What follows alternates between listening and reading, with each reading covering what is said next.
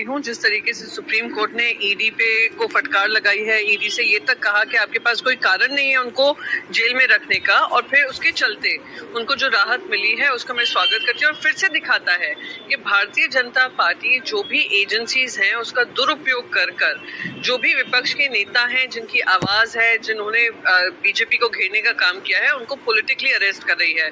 अब संजय सिंह बाहर वापस निकलेंगे, उनको कोई पॉलिटिकल रोक टोक भी नहीं है कि वो अपना काम कर सकते हैं। तो उम्मीद करती हूँ कि आने वाले समय में जैसे प्रचार शुरू होगा तो संजय सिंह जी अपनी पूरी जिम्मेदारी निभाकर आम आदमी पार्टी का पक्ष जनता के सामने रखेंगे। जो उनको हिरासत में लिया गया है, ना उसमें सत्य है ना तथ्य है। फिर से कहूंगी, ये एक राजनीतिक अरेस्ट है।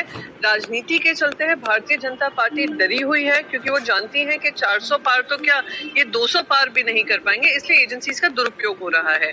वो एक वहां के चुने हुए मुख्यमंत्री हैं और भारी बहुमत से जीत कर आए हैं। एक बार नहीं 2 बार वहां के मुख्यमंत्री बन चुके हैं। पंजाब में वो आम आदमी पार्टी चुनाव जीत चुकी है। 10 साल के उनकी पार्टी बनकर आई है, उसमें 2 राज्य, महत्वपूर्ण राज्य वो जीते हुए हैं।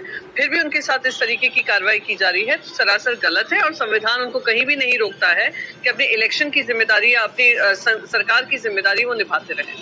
ये दिखाता है और साबित करता है जनता के बीच में ये एक साफ संदेश भेजा जा रहा है कि हम ईडी, आईटी, सीबीआई का दुरुपयोग कर कर बगैर किसी डॉक्यूमेंट के साथ, बगैर किसी आधार, बगैर किसी तथ्य के साथ हम किसी को भी हिरासत में ले लेंगे। एनफोर्समेंट डायरेक्टरेट जो है वो पूरा अपने घुटने टेक चुकी है केंद्र सरकार को लेकर, अमित शाह जी और मोदी जी को लेकर।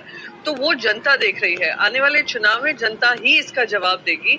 और आज जो संजय सिंह जी की बेल के समय, बेल हियरिंग के समय पे सुप्रीम कोर्ट ने जो जो चीजें कही हैं, वो वही चीज दोहराई गई है जब संजय राउत जी की बेल हियरिंग थी। कहा गया था किस तरीके से एक पॉलिटिकली मोटिवेटेड अरेस्ट था, सिविल केस को क्रिमिनल डिस्प्यूट करने की कोशिश की, जहां पे उनका लेना देना भी नहीं था।